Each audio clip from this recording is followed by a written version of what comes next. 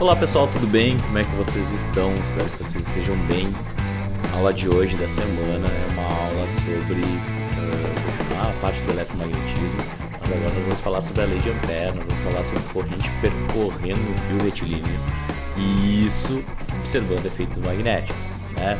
Então a gente segue naquela história, né, que nós começamos vendo as propriedades do magnetismo e na última aula nós estudamos forças magnéticas em cargas elétricas e hoje a gente vai aumentar um pouquinho mais esse grau de complexidade, porque agora a gente vai ver que o que acontece quando nós temos um fio percorrido por corrente, o que é a corrente elétrica, nada mais é do que cargas elétricas, né? E o que isso causa, né, de efeito diferente que a gente deva estudar e tratar, né? E que fenômenos e que aplicações tecnológicas isso pode gerar para nós. Então a aula de hoje vai ser basicamente sobre isso e é isso que nós vamos analisar nos próximos 50 minutos. Beleza, gente? Então vamos lá. Seguindo, certo?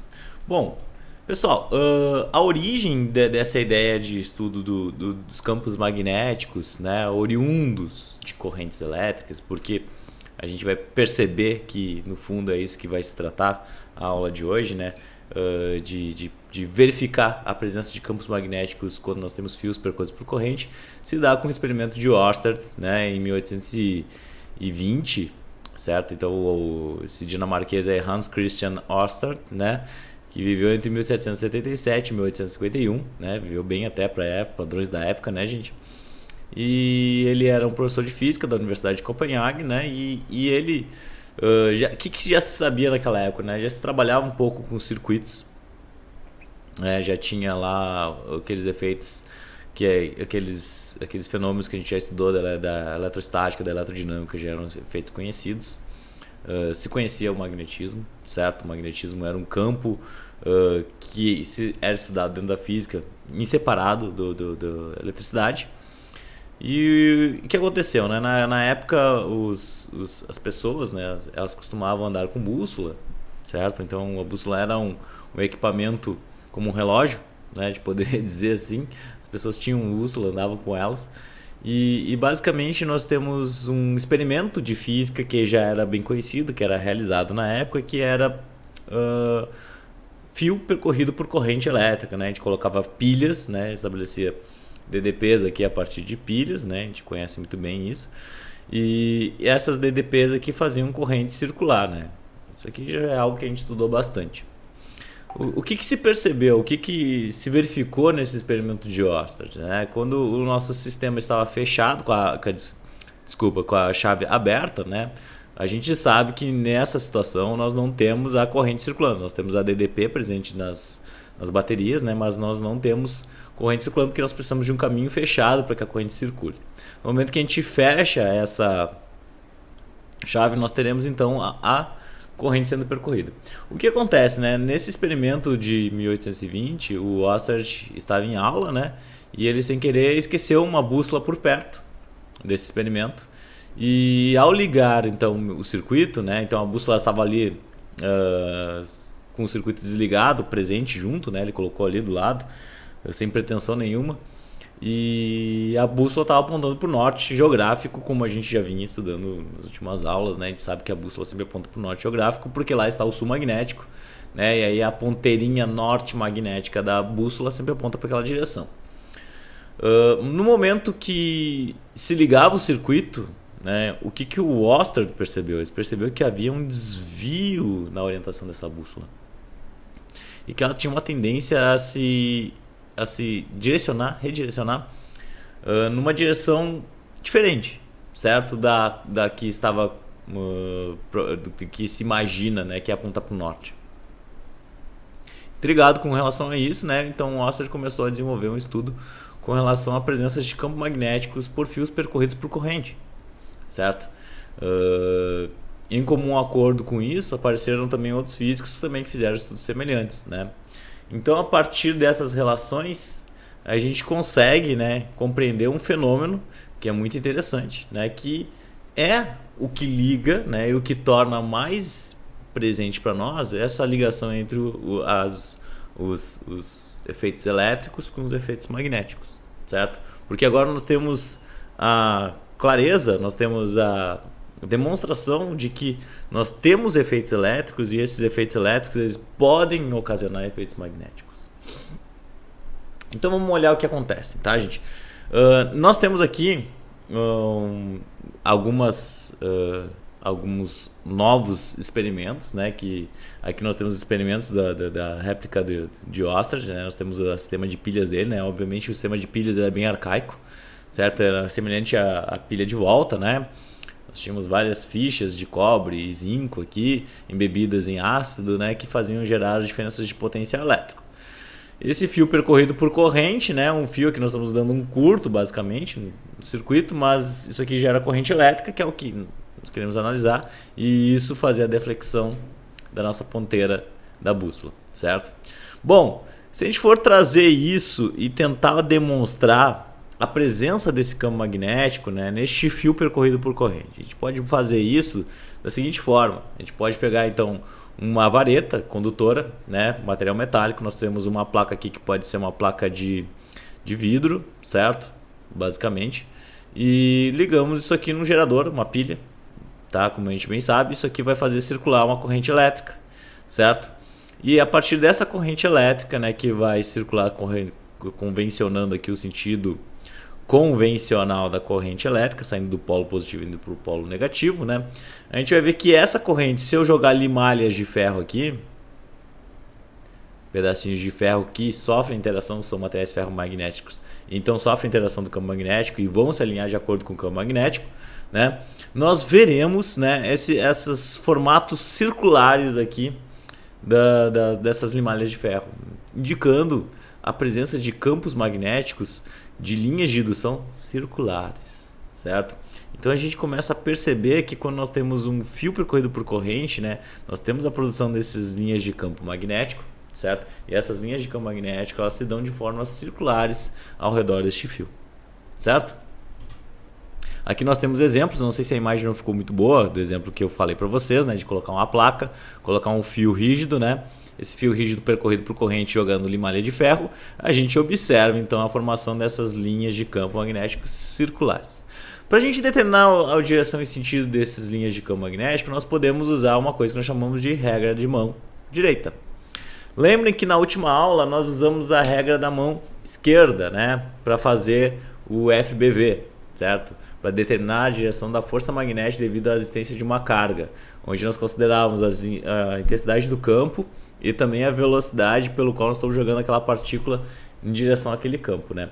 Agora, o que vai acontecer? A regra da mão vai ser um pouco mais simples. A gente vai considerar o sentido convencional da corrente elétrica, como a gente já vem fazendo, certo? E considerando o sentido convencional da corrente elétrica, a gente vai usar a regra da mão direita para determinar a direção e sentido da corrente do campo magnético, tá? Então, meu dedão ele sempre vai apontar para a corrente elétrica, certo? Percebam aqui pela figurinha, né, que o dedão aponta para a corrente elétrica, e os restos dos meus dedos, né, eles vão fazer o movimento de fechar a mão, certo? Esse movimento de fechar a mão, e este movimento de fechar a mão vai ter a direção e sentido do campo magnético. É muito simples. Se a corrente está subindo, as direções de movimento dessas linhas de campo magnético são sentido anti-horário.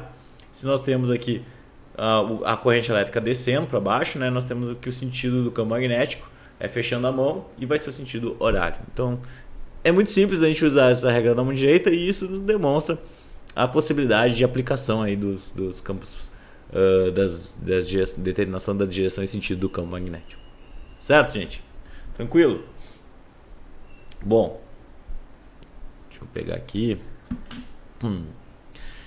No nosso próximo slide, nós vamos tentar demonstrar como é que o Ampère, né, que foi um dos físicos que, juntamente com o Ostrich, estava estudando esses efeitos, né? E ele conseguiu demonstrar uma equação que ligava esses efeitos elétricos com os efeitos magnéticos, né?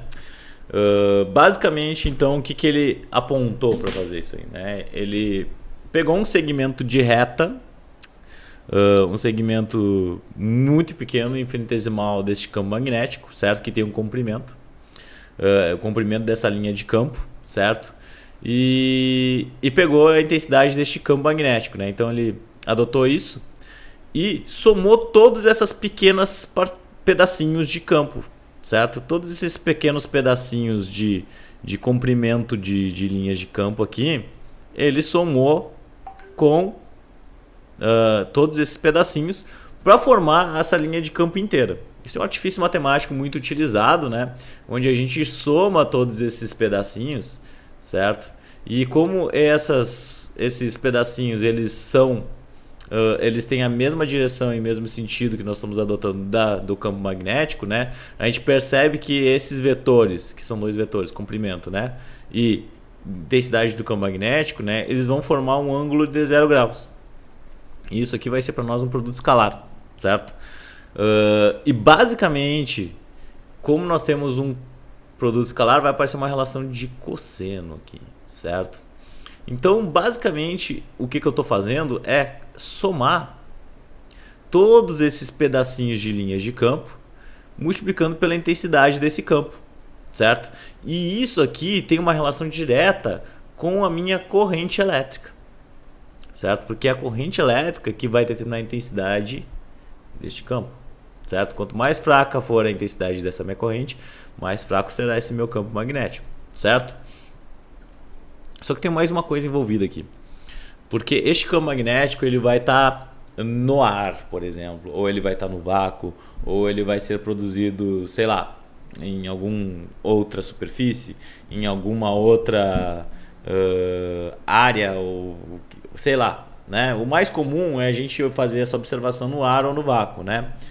E isso tem uma influência direta de como vai se dar a intensidade deste campo. Então aqui nós veremos o aparecimento de uma grandeza física que nós chamaremos de permeabilidade magnética, certo? Então esse cara aqui, o μ, ele é a permeabilidade magnética. Permeabilidade magnética. E a permeabilidade magnética no vácuo, que geralmente é onde se dá os nossos exemplos, né, gente? A gente tem o costume de colocar todos esses fenômenos físicos dentro do vácuo para não ter a interação do ar ou de outro gás que tem ali, né? Então, a permeabilidade magnética no vácuo ela tem um valor bem conhecido que é de 4 vezes π vezes 10 na menos 7. É aqui vem uma unidadezinha meio chata, né? Que é o Tesla vezes metro por ampere. Certo? Então essa unidade aqui ela vai acabar aparecendo em todas as vezes que nós estivermos considerando um fio percorrido por corrente, certo? Que está no vácuo, certo? E isso vai gerar um campo magnético. Bom, a gente vê pela nossa figurinha aqui, gente, que as linhas de campo e a intensidade do campo magnético, né? O vetor campo magnético e a direção desse vetor comprimento de fio, eles têm a mesma direção e sentido. Isso significa que o ângulo deles é 0. E a gente já viu que o cosseno de 0 graus é igual a 1. Certo? A partir disso, a gente pode, então, remover esse cosseno, que isso aqui é igual a 1, né? E estabelecer que B, né, que é uma intensidade de campo magnético, se eu somar todos esses pedacinhos aqui, certo? Isso aqui vai ser igual a μ0 vezes I. Como o campo magnético a gente pode considerar que ele é o mesmo em qualquer ponto do espaço, eu posso retirar ele do somatório. O que é o somatório? É a soma de todos esses pedacinhos, tá? Como se eu estiver somando todos esses pedacinhos. Se eu somar todos esses pedacinhos, o que eu vou ter? Eu vou ter o comprimento do meu arco, certo? Isso aqui é um comprimento de arco. É um negócio circular, certo? E quando eu tenho o comprimento do meu arco, lá na matemática a gente aprendeu que o comprimento de um arco circular é 2π vezes raio, certo? Então quando eu faço essa soma de todos esses pedacinhos, eu tenho um valor de 2π vezes R, certo? Que vai acabar gerando então, né, a intensidade, de uma maneira de nós obtermos, né, a intensidade desse campo magnético a partir das relações de permeabilidade magnética no vácuo sobre 2π vezes o raio. Que é esse raio, gente? Este raio, e essa aqui é a famosa lei de Ampère, tá, gente? Só para estabelecer aqui. A lei de Ampère, onde o A ele tem um acento diferenciado aqui. Lei de Ampère, né? E essa lei de Ampère, meus queridos, ela determina a intensidade do campo magnético com relação a uma distância, certo? que é o raio dessa circunferência do campo magnético que nós estamos considerando. Essas linhas de campo magnético, elas seguem em todas as direções, elas seguem aqui mais à frente, certo? Então, dependendo da distância que eu pego, como o R é inversamente proporcional, perceba que este R é um raio de circunferência mesmo, né, que é a distância em relação a esse fio. Pegando maiores distâncias, nós temos maiores valores de R. E como vocês estão vendo, B e R são inversamente proporcionais. O que vai acontecer? O campo magnético ele vai diminuir a sua intensidade conforme nós aumentamos a distância. Então isso é obtido a partir da lei de Ampère, como vocês estão vendo. E assim fica fácil para nós, pessoal, resolvermos um exercício. Certo? Então a ideia agora é nós pegarmos um fio retilíneo, olha só que bonito, né? E nós temos que a permeabilidade absoluta é a do vácuo, 4π vezes 10 na menos 7, né? É um fio percorrido por uma corrente de 5 amperes, considerando o fio no plano do papel, caracterize o vetor de indução magnética no ponto P. Primeira coisa, para caracterizar esse vetor campo magnético, usar a regra da mão direita. Nós precisamos sempre estabelecer qual é a direção e sentido deste campo. Então, usando a regra da mão direita, vocês vão usar também aí. Vocês vão pegar a mão de vocês e botar o polegar em direção a sentido da corrente, né? Eu coloquei aqui, ó, sentido da corrente para mim está para lá. O campo magnético é dado pelo fechamento das mãos, certo? Então vocês percebam que o campo magnético ele está entrando aqui embaixo, fazendo a volta e saindo aqui por cima, certo? Então o campo ele entra e faz a volta, como se abraçasse o fio. É assim que a gente usa a regra da mão direita. Então a corrente indo para lá, as linhas de campo entram no plano do papel, abraçam um fio, né, e saem para o outro, porque elas são circulares, são linhas circulares. Vocês lembram disso, né? Então, ó, se eu tivesse que desenhar esse fiozinho, eu desenharia ele aqui, certo? Deixa eu pegar uma outra tonalidade de caneta e as linhas de campo magnético elas seriam circulares. Como a corrente está vindo nessa direção, a gente está vendo que as linhas de campo elas entram aqui e saem aqui, certo? Então, como elas entrassem aqui no plano do papel e saíssem aqui em cima. Desse jeitinho, conforme é o fechamento dos nossos dedos. Perfeito? Então a gente já caracterizou o sentido desse campo magnético. Ele entra por baixo e sai por cima. Tá? O que a gente falta? Falta a gente estabelecer então a intensidade desse campo. E a intensidade desse campo é μ0 vezes I sobre 2πr. Usando a lei de Ampère. Né? Então B igual a 4π vezes 10 na menos 7 vezes 5 amperes de corrente divididos por 2π vezes o raio que é 0,20, 0,2. Gente, percebe que eu tenho π em cima e π embaixo, né? Isso aqui matematicamente pode ser descartado. Então, a resposta do meu exercício vai ser a multiplicação de 4 vezes 10 na menos 7 vezes 5. 4 expoente na menos 7 vezes 5. Dividir isso aqui por 2 e dividir isso aqui por 0,2. E isso aqui dá um valor de 5 vezes 10 na menos 6. Então, um fio percorrido por corrente a uma distância ampere não, né, gente? É a unidade de campo magnético, que é o Tesla. A uma distância de 0,2 de 20 centímetros, 0,2 metros, né? Isso aqui gera um campo de 5 microtesla de campo magnético. Então, percebam que um fio percorrido por 5 amperes já gera uma intensidade considerável de campo magnético. Certo? Que é isso que a gente está avaliando aqui. Bom, o que mais? Seguindo.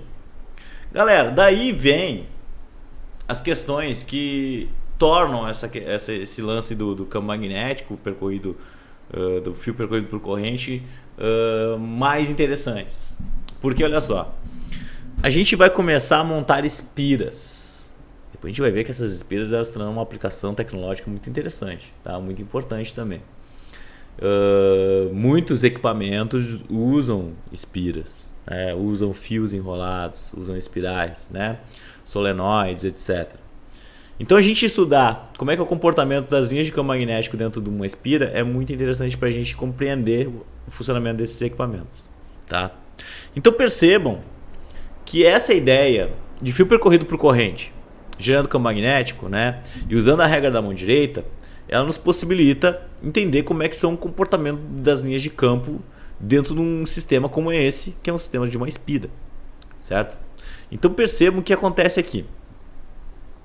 Nós temos a corrente elétrica nesse sentido horário, como vocês estão vendo, nesse sentido horário, né? E as linhas de campo magnético acompanham a regra da mão direita.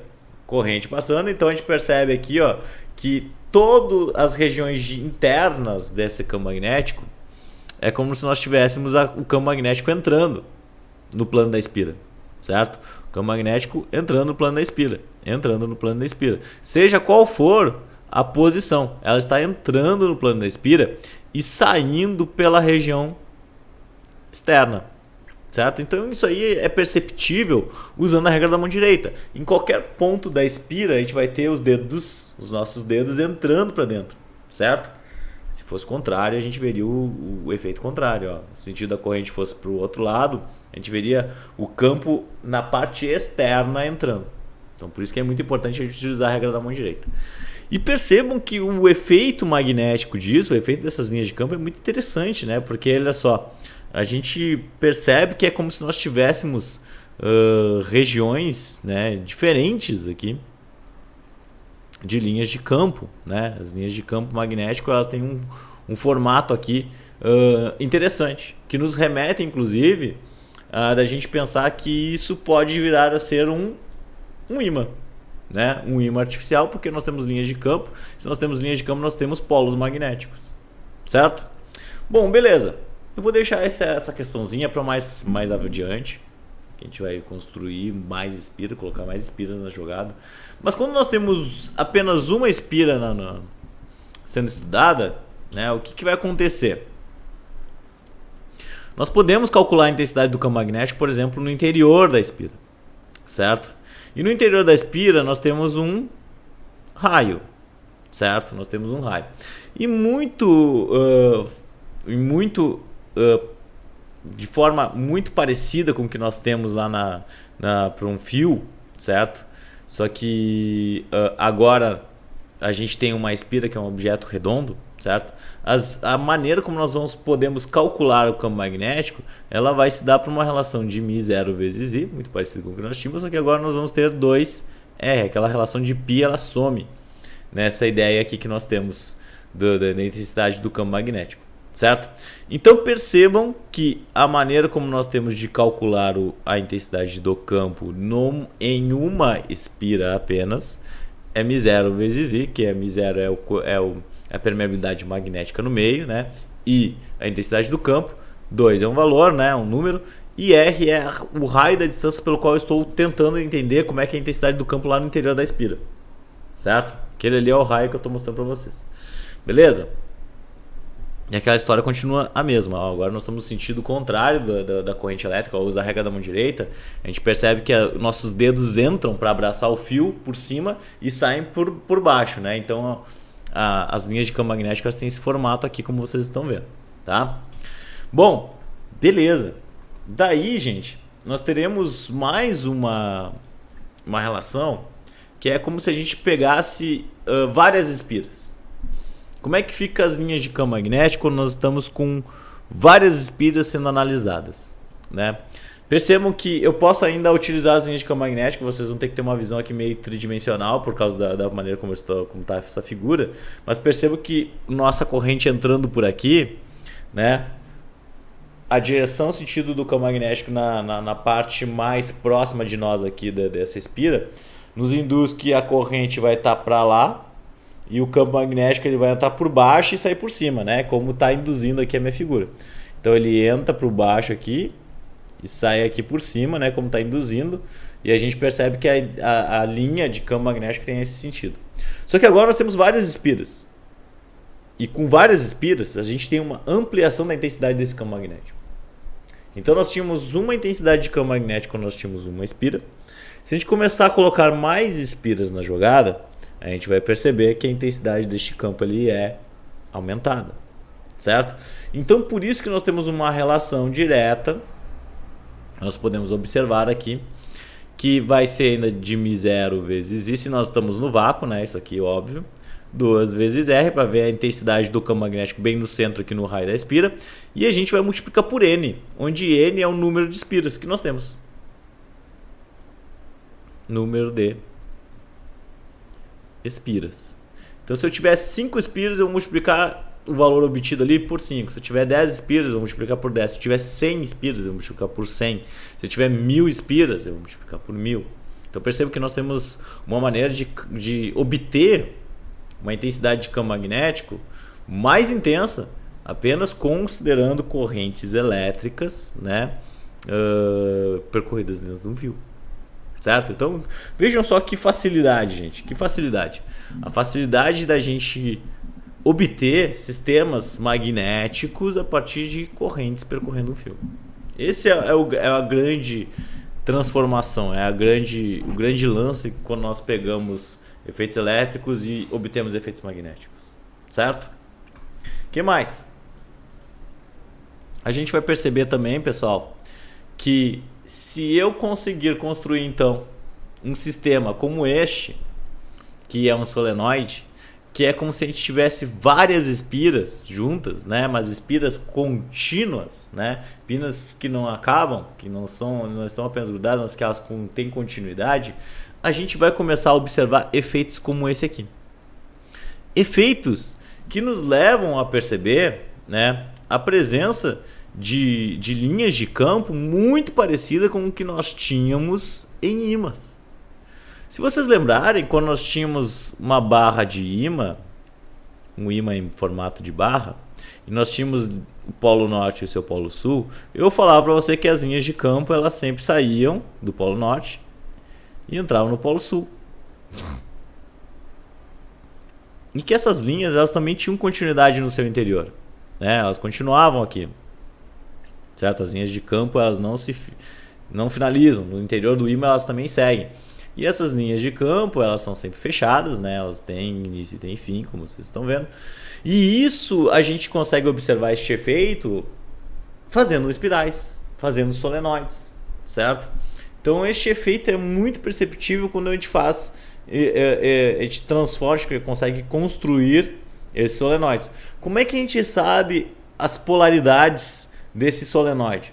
Usando a regra da mão direita novamente, né? A gente observando ali que a corrente na parte mais externa, mais próxima de nós aqui, ó, a corrente está descendo, logo o campo magnético está entrando dentro do ímã, entrando dentro do solenoide, né? Percebam que sempre a corrente elétrica aqui, ó, ela está vindo para baixo nesse ponto mais externo, mais próximo de nós, né? E a gente percebe então que as linhas de campo então elas vão estar sempre entrando dentro do solenoide.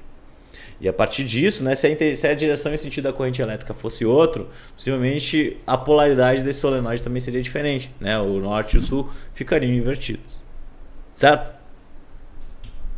Bom, mas daí como é que a gente pode então obter, né, a intensidade deste campo magnético que é produzido então por um sistema como esse, né? Por um sistema como esse.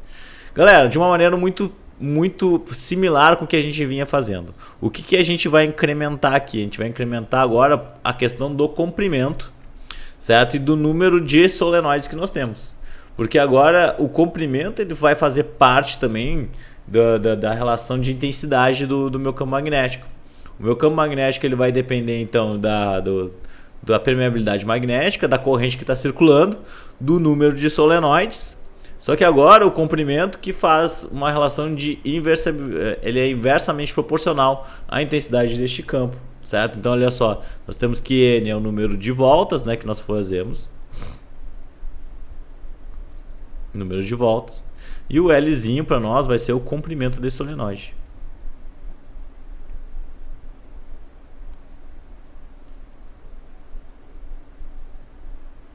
Solenoide. Certo? Então a gente percebe que quanto mais comprido for esse meu solenoide, mais problemas nós temos nós temos uma diminuição na intensidade desse campo magnético, né? Então, se a gente aumentar o número de voltas, mas não diminuir muito o comprimento dele, não aumentar muito o comprimento, a gente tem uma maior intensidade na intensidade desse campo magnético desse solenoide. Beleza, galera? Bom, aplicações disso. Sensacional, né, gente? Nós acabamos de descobrir, então, como é que nós formamos os eletroímãs. Como é que nós conseguimos construir ímãs que ligam e desligam. certo? Até então nós tínhamos os ímãs naturais ou ímãs artificiais, daquela forma como eu falei para vocês, né, que nós tínhamos de pegar um objeto metálico, né, de ferro, de material ferromagnético que mantém as propriedades magnéticas por um bom tempo e a gente colocar ele próximo de um ímã e deixar ele por um bom tempo. Deixando ele por um bom tempo, ele vai adquirir essas propriedades magnéticas e ele vai se tornar um ímã. Certo? Ele vai ter essas propriedades aí por algum tempo. Se as variações de temperaturas não forem muito grandes, ele vai manter isso aí por um tempo maior. Se a gente não deixar cair tanto no chão, né, não produzir tanta vibração, também vai manter essas propriedades. Mas era um ímã que não era possível de se acabar com seus efeitos magnéticos de uma hora para outra. No momento que a gente constrói esses solenoides, esses fios enrolados, que são percorridos por corrente, a gente consegue observar, né, que nós temos um efeito que é obtido a partir da corrente elétrica e que se eu travar a corrente elétrica, ele para de existir, certo? E isso é sensacional, porque agora nós temos efeitos magnéticos que podem ser ligados e desligados com uma chave. Eu ligo uma chave, eu tenho um ímã. Eu desligo uma chave, eu não tenho mais um ímã, eu tenho um fio, certo? E isso tem diversas aplicações tecnológicas, como vocês estão vendo aqui. Nós temos os eletroímãs, nós temos sistemas que utilizam desses efeitos para, no momento certo, terem campo magnético. E num outro momento não temos mais campo magnético. Beleza? Tranquilo? Sensacional, gente. Sensacional. Bom, dito isto, a gente pode passar para uma próxima parte, né? Percebam que as aplicações, gente, a maneira como nós podemos exercitar isso, as relações aqui de eletroímãs, né? É saber identificar as polaridades, certo? De um eletroímã, como por exemplo nesse caso aqui, onde a corrente ela vem, então a gente usando a regra da mão direita, o campo magnético vai estar sempre entrando aqui. Então, ó, o campo magnético é como se ele estivesse sempre entrando no interior. E na parte externa ele estivesse saindo, certo? Então a gente percebe que em todas as regiões aqui dentro, o campo magnético ele vai estar entrando no interior, certo? E aí aqui como se ele estivesse saindo, certo? E aqui ele vai fazer a volta e vai retornar, porque essas linhas são sempre contínuas, né? Vai retornar. O que a gente percebe é que quando eu tenho um eletroímã nesse formato, eu vou ter um polo norte aqui, porque as linhas de campo sempre saem do polo norte, e aqui nós temos um polo sul, certo? E a aplicação das equações que são extremamente simples, que a gente só precisa estar atento ali nas unidades, né, nas bases 10, que pode complicar um pouco para nós, mas basicamente isso, gente, tá? Se a gente entender esse fenômeno, né, a aplicação dele é bem tranquilo, certo? Eu creio que vocês não vão ter maiores dificuldades. Daí vem uma questão. Sabemos que fios percorridos por corrente geram campo magnético. Essa é a famosa lei de Ampère, certo? A lei de Ampère nos diz isso. Nós temos campo magnético, nós temos fio, nós temos corrente, nós temos campo. Nós temos campo magnético. Agora vamos pensar o seguinte: e se eu colocar um campo externo? Mais um campo elétrico, mais um campo elétrico não, mais um campo magnético. Vou colocar um ímã aqui, certo? Colocar um ímã para o seu polo norte aqui e uma outra parte de ímã aqui com o seu polo sul, certo? As linhas de campo sempre saem do norte e entram no sul. Um campo externo, né? E colocar este fio percorrido por corrente no interior deste campo magnético. O que será que vai acontecer? O que vai acontecer é muito tranquilo, muito fácil, gente. Este fio estará sob a ação de uma força magnética. Assim como nós tínhamos lá no caso da carga que nós jogávamos dentro do campo. Lembra que a gente jogava a carga com velocidade? Um fio percorrido por corrente é formado por cargas que estão em movimento, ou seja, também tem velocidade. Então um fio percorrido por corrente também vai sofrer ação de forças magnéticas, certo? E essa é a ideia da nossa análise agora desse fenômeno nesse momento. E para resolver um sistema desse, a gente vai usar uma regra de mão esquerda agora, tá? Para a gente saber a direção e sentido desta força magnética. Galerinha, força magnética, FBV. FB é a força magnética por uma carga, FBV. Força magnética, linhas de campo, velocidade das cargas. Quando eu tenho um fio percorrido por corrente, eu tenho muitas cargas envolvidas. Não é apenas uma, são várias, né? E a gente vai, ao invés de considerar a velocidade de uma carga, a gente vai considerar a corrente elétrica. Então a minha regra, ela modifica-se, né? Porque agora eu vou considerar o meu dedo médio como sendo a direção da corrente elétrica. Então nesse exemplo aqui que nós temos aqui bem no canto superior, que vocês estão vendo, eu posso usar minha regra da mão esquerda para determinar a direção e sentido da força magnética. Se o campo magnético está para minha direita, essa aqui é a minha direita, você que pode espelhar um pouco a imagem aí, né? E a corrente elétrica, ela está aqui para baixo, ó. Vejam que a corrente elétrica está aqui para baixo, então meu dedo médio tem que apontar aqui para baixo também, ó. Linhas de campo, corrente. Olha para onde está a força, para cima. O que vai acontecer com esse fio? Esse fio vai estar sob a ação de uma força e ele vai ser jogado para cima, tá? Forças magnéticas são forças de interação à distância, né? Se tem um negócio que está dentro do campo magnético, ele vai sentir essa força e ele vai ser realmente jogado para cima. Então o fio, nessa situação, ele não vai durar muito tempo na mesma posição, porque ele vai sofrer a ação dessa força, ele vai ser jogado para cima, ele vai ser distorcido, vai acontecer alguma coisa com ele, porque a força magnética vai estar ali, tá? Bom, e aí a gente vai ter aquelas situações padrão, né, onde a força magnética vai ser igual a zero, que é aquela situação bem parecida com o que nós tínhamos anteriormente, né? Olha, lembrem que quando eu tinha velocidade paralela ao campo, nós tínhamos força igual a zero. Aqui é a mesma coisa. Se eu tiver corrente paralela ao campo, força igual a zero. Mesma coisa se forem antiparalelas, né? Antiparalelas, formando um ângulo de 180 graus. A força também vai ser zero. Então tem situações que são muito parecidas, onde o fio não vai sofrer ação da força magnética. Ele vai ficar parado, certo? Ele só vai sofrer ação da força magnética quando ele está nessa situação aqui, ó, perpendicular às linhas de campo magnético ou formando algum ângulo diferente de zero, tá? Ou 180, né? Se tiver qualquer ângulo diferente de zero, 180, ele vai sofrer ação da força magnética. Se ele tiver um ângulo de 0 ou 180 graus, ele não sofre, porque ele está paralelo a essas linhas de campo, certo? E paralelo não sofre ação da força magnética. Bom, aqui tem mais um exemplo, né? Quando nós temos a relação de 180 graus. Então, se nós tínhamos uma equação para a força magnética, certo? Vou botar F de B, tá, gente? Para identificar a força magnética. PB é o nosso magnetismo, né? Como nós conhecemos.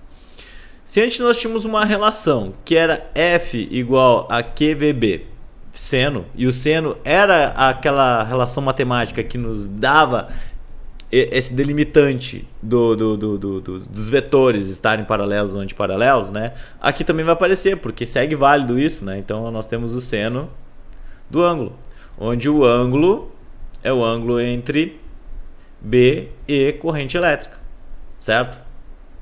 Bom, o que vai aparecer aqui? Vai aparecer o B, porque a intensidade do campo ela é importante para nós. Vai aparecer ao invés da carga a corrente elétrica, certo? E ao invés da velocidade nós temos o comprimento de fio que está dentro desse campo. Então o fio percorrido por corrente, a força magnética que aparece nele, tem uma maneira muito parecida de ser calculada com a força magnética que nós tínhamos para uma carga dentro de um campo magnético, certo? Só que uma carga era uma carga. Quando nós temos várias cargas alinhadas na mesma direção, nós temos corrente elétrica. Isso a gente estudou na eletricidade. E isso também vai sofrer a ação da força magnética, tá? Como a gente está vendo aqui. Então nós temos uma equação muito parecida, certo? Que nós vamos usar para determinar a força magnética em fios. E isso vai ter uma grandiosa aplicação tecnológica, tá? Bom, antes disso vamos fazer um exemplo aqui, gente. Vamos fazer esses exemplos aqui, onde nós temos o fio percorrido por corrente, né? O fio ele tem uma corrente de um condutor retilíneo percorrido por uma corrente elétrica de intensidade igual a 2 amperes. Então, a intensidade igual a 2 amperes. Tem um campo magnético de 2 vezes 10 na menos 4 Tesla. E este fio tem um comprimento de 0,2 metros, né? Então é para analisar o que acontece com a força magnética, nos três casos aqui. No primeiro caso, olha só o que nós temos.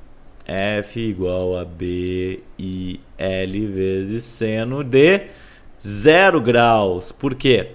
I e B estão na mesma direção.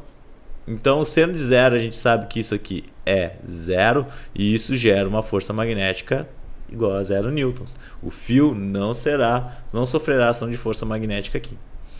Já nessa segunda situação, nós temos as linhas de campo com relação ao sentido da corrente elétrica formando um ângulo de 90 graus. Então, a minha força magnética vai ser diferente de zero, porque seno de 90 é 1. Vai ser, inclusive, intensidade máxima, né? Então, nós teremos aqui, ó, 2 vezes 10 na menos 4, vezes 2, vezes 0,2, vezes seno de 90 graus.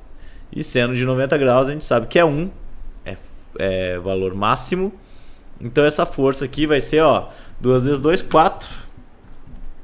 4 vezes 0,2, 0,8 vezes 10 na menos 4. Então nós teremos 0,8 vezes 10 na menos 4. Vezes 10 na menos 4 newtons de força sofrendo por esse fio. Como nós temos aqui que o seno de 90 é máximo, né, a força que nós temos na situação C ela tem que ser menor. Tem que ser uma força de menor intensidade. Então vai ficar assim, ó, na letra C. Na letra C vai ter força porque o fio não está paralelo, tá, ao campo magnético. Então a gente vai ter 2 vezes 10 na menos 4. Vezes 2, que é a intensidade da corrente, vezes o comprimento do fio, vezes o seno de 30 graus. Que é o ângulo que é formado entre o sentido da corrente e a linha de campo magnético. Qual vai ser a força nesse sentido aqui, ó? 2 expoente na menos 4 vezes 2 vezes 0,2. Isso aqui vezes o seno de 30 graus. Isso aqui vai dar um valor de 0,4. 0,4 vezes 10 na menos 4. Newtons de força. Que é uma intensidade menor do que quando nós temos 90 graus. O que a gente já estava imaginando que ia acontecer. Bom, gente, olha só. Hoje a gente viu efeitos extremamente interessantes, que são os efeitos da corrente elétrica que gera campo magnético, certo? E esses fios percorridos por corrente, quando jogados dentro de campo magnético, eles geram forças magnéticas. Uma aplicação tecnológica nós já vimos, certo? Que é a aplicação tecnológica referente a um eletroímã. Então a gente pode produzir um eletroímã a partir da lei de Ampère, né, no fio percorrido por corrente. A gente transforma esse fio em um solenoide. Quanto mais voltas nós conseguirmos dar, quanto mais apertadinho nós conseguimos deixar esse fio, maior será a intensidade deste campo, certo? E nós temos uma outra aplicação tecnológica com relação à força magnética. Que aplicação tecnológica será essa? Gente, se nós temos um fio que, quando percorrido por corrente, dentro de um campo magnético sofre a ação de uma força, por que a gente não pode produzir um sistema que aproveite essa força magnética para gerar alguma coisa? Aí, ó, motor elétrico. Nós acabamos de entender, de descobrir como que funciona o motor elétrico.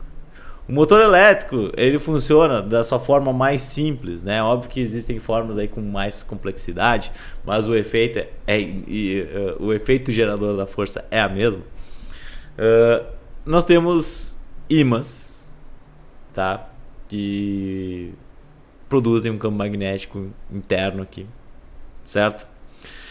E nós temos o fio. Ou nós podemos colocar um solenoide, ou nós podemos colocar várias bobinas aqui, certo? Podemos colocar várias espiras. O interessante é o quê? É que se a gente pensar aqui didaticamente numa espira retangular, as coisas ficam mais fáceis para a gente compreender o funcionamento desse sistema. Perceba que nós temos um anel que não tem ligação aqui, certo? Isso aqui é para manter a polaridade sempre igual, aqui a polaridade negativa desse lado, polaridade positiva desse lado. Porque se a gente não faz isso, né? O sistema ficasse só positivo de um lado, negativo do outro lado sempre, a gente teria um problema, né, para determinar a rotação desse sistema, porque ele rotaria de um lado, depois ele rotaria do outro, né? Ele não teria uma rotação única. Mas percebam que o funcionamento dele é extremamente simples. Nós temos um fio que nós vamos fazer ele percorrer corrente elétrica. Então vamos supor aqui o polo positivo, nós vamos imaginar esse sentido da corrente. A corrente ela vem por aqui, porque é o sentido convencional da corrente, e volta aqui. Percebam que nas regiões de extremo, de cima e de baixo, certo? Nós temos que a corrente, e o campo magnético ou são antiparalelos ou aqui embaixo são paralelos. Certo? Então nessas regiões nós não teremos força magnética. A força magnética aqui vai ser zero. Certo? Então minha bobina ela não vai sofrer ação de forças nessas partes de cima e na parte de baixo desta espira. Mas nas laterais, percebam o que acontece. Né? Nós temos campos magnéticos, certo? E eu vou usar a regra da mão esquerda agora, para vocês observarem o sentido da força que nós teremos aqui. Porque como agora nós teremos correntes e linhas de campo perpendiculares entre si, ou seja, θ igual a 90 graus, θ igual a 90 graus aqui também, certo? Nós teremos forças magnéticas máximas. Mas percebam, se o sistema fosse feito de corrente sempre subindo ali nessas espiras, né, nós teríamos um grande problema, porque a força magnética seria os dois lados na mesma direção e a minha bobina ficaria parada, travada, né, ou seria jogada para cima. O que eu preciso é ter uma força de um lado para cima e uma força do outro lado para baixo. Será que é possível da gente verificar isso num sisteminha como esse? Porque se eu tiver uma força para cima de um lado e força para baixo do outro lado, nós temos uma rotação. Certo? O fio vai girar. Vamos ver se acontece isso. Olha só, usando a regra da mão esquerda. Linha de campo para lá. Corrente elétrica subindo lá desse lado direito aqui, ó, desse lado direito que é onde está meu mouse, certo? Então corrente subindo. A força magnética que está desse lado está para baixo. Para baixo. Força magnética. Então aquele pedaço de fio lá naquele canto, ele vai sofrer uma ação de força magnética para baixo. E deste lado como é que fica? Campo não muda o sentido. A corrente agora está descendo. Olha a força magnética como é que está. Para cima.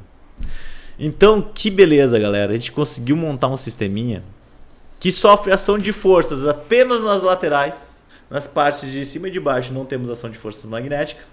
E ainda que a força de um lado é para cima e do outro lado é para baixo, fazendo com que esse sistema ganhe uma rotação. Esse sistema rotacionando, ele vai rotacionar junto com ele um braço mecânico, sei lá, e vai fazer funcionar um rotor e vai fazer funcionar então um motor. Certo?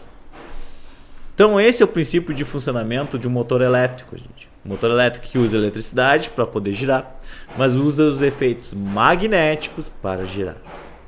Beleza? A eletricidade é apenas para passar corrente. Passou a corrente, nós temos ímãs fixos, nós temos linhas de campo, nós temos forças magnéticas aparecendo. Galerinha, aqui tem um exemplo de um motor elétrico, né, que é feito com várias espiras. O princípio de funcionamento é o mesmo, o ímã está aqui embaixo, as linhas de campo aqui sempre no mesmo sentido, certo? Então, num lado e do outro nós teremos... ele tem a liberdade de se movimentar aqui, né? Percebam, certo? E a partir deste formato que nós temos aqui, a gente consegue fazer esse sisteminha girar. Aqui está com mais clareza aqui as linhas de força magnética. Perceba a força magnética desse lado aqui para baixo, como eu tinha botado, e aqui para cima nós temos o sentido de rotação de quem olha de frente esse meu motor. Beleza, galerinha? Como é que a gente calcula a intensidade dessa força magnética? Eu já mostrei isso para vocês. A intensidade dessa força magnética é calculada por B, I, L, seno do ângulo. Essa vai ser a intensidade da minha força magnética nos lados. Nos extremos de cima e de baixo, nós não temos força magnética. O que sobra para nós? Alguns exercícios sobre isso. Por quê? É importante vocês exercitarem, né? Exercitarem usando as regras de mão direita e mão esquerda, certo? E também o finalzinho, um motorzinho aqui, ó, com uma espirazinha dentro desse campo magnético, para vocês usarem a regra da mão esquerda, para saber para que lado ele vai girar e saber qual é a força magnética que ele vai estar sofrendo assim. Beleza, galera? A aula dessa semana é isso. Ficamos por aqui. Semana que vem voltamos presencialmente, não. Gostaria que fosse presencialmente, mas não será ainda, vai ser online, tá? Mas ao vivo. Beleza, galera? Até uma próxima. Ficamos por aqui. Tchau pra vocês.